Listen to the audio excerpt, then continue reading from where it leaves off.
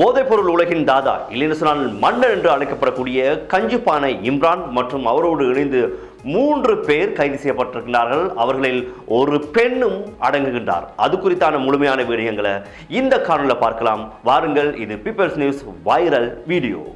குறிப்பாக பார்த்தீங்களா, அந்த கிளப் வசந்தா அவருடைய அந்த சுட்டு கொலை செய்யப்பட்டதற்கு பிறகு குறிப்பாக யார் அந்த கஞ்சிப்பானை இம்ரான், அவருக்கு பின்னாடி என்ன நடக்கின்றது, யார் என்பதாக நிறைய பேர் தேடி இருக்கின்றார்கள்.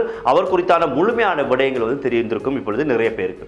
சரி, இந்த செய்தியில் இப்பொழுது என்ன அப்டேட், என்ன புதிய விஷயம் சொல்லி கேட்டீங்களா, கஞ்சிப்பானை இம்ரான் மற்றும் அவருடைய கூட்டாளி லொக்குபெட்டி, அதே நேரத்தில் தொட்டுவே அமில என்று சொல்லப்படக்கூடிய 3 பேரோடு இணைந்து 4ஆவதாக ஒரு பெண்ணும் இப்பொழுது கைது செய்யப்பட்டிருக்கின்றார். குறிப்பாக கிளப் வசந்தருடைய அந்த கொலைக்கு பிறகு இந்த கொலையில் மிக முக்கியமான சூத்திரதாரியாக கைநீட்டப்பட்டது கஞ்சிப்பானை இம்ரான் மற்றும் அவருடைய கூட்டாளி என்பதாக சொல்லப்படுகின்றது. அந்த குறிப்பாக கிளப் வசந்தை அவர்களை கொலை செய்யும் அந்த சந்தர்ப்பத்தில், சுட்டுக் கொள்ளும் அந்த சந்தர்ப்பத்தில் நேரடியாக லைவாக துபாயில் இருந்து அந்த காணொலிகளை பார்த்து ரசித்துக் கொண்டுதான் சொல்லி பல காணொலிகளை பல இடங்களில் நாங்கள் பார்த்திருந்தோம். நாங்கள் அதை பீப்பிள்ஸ் நியூஸ்லும் கூட தந்திருந்தோம்.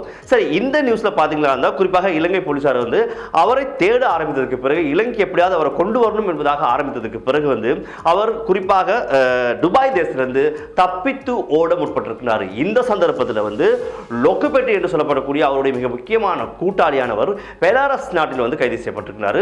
அதே நேரத்தில் குறிப்பாக கஞ்சிப்பானை இம்ரான் ரஷ்ய நாட்டில் கைது செய்யப்பட்டிருக்கிறார்.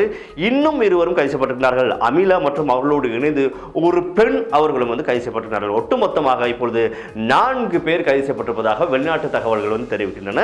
எனவே இந்த தகவல் குறித்து பல்வேறு விடயங்களை போலீஸ் தரப்போடு கேட்டபொழுது அவர்கள் எதையும் உறுதிப்படுத்தவில்லை. ஆயினும் கூட அப்படி கைது செய்யப்பட்டிருந்தால் அவர்கள் நாட்டுக்கு அழைத்து வரப்பட்டு அவர்கள் தண்டிக்கப்படுவார்கள் என்பதாக சொல்லப்பட்டு வருகின்றது, பரவலாக பேசப்பட்டு வருகின்றது.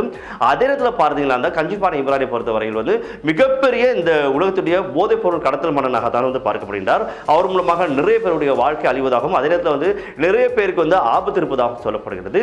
இதே நேரத்தில் அவருடைய நண்பருடைய அந்த கொலைக்கு, நண்பருடைய அந்த இழப்புக்கு பழிவாங்கும் முகமாகத்தான் கிளப் வசந்தா அவர்கள் கூட சுட்டுக் கொல்லப்பட்டதாக பல தரப்பில் பேசப்பட்டது. எனவே இந்த சந்தர்ப்பத்தில் இப்பொழுது மீண்டும் அடிபடுகின்றது கஞ்சிப்பானை இம்ரான் மற்றும் அவருடைய கூட்டாளியுடைய பெயர்கள். எனவே இதுதான் இப்பொழுது ஒரு புதிய தகவலாக மாறியிருக்கிறது.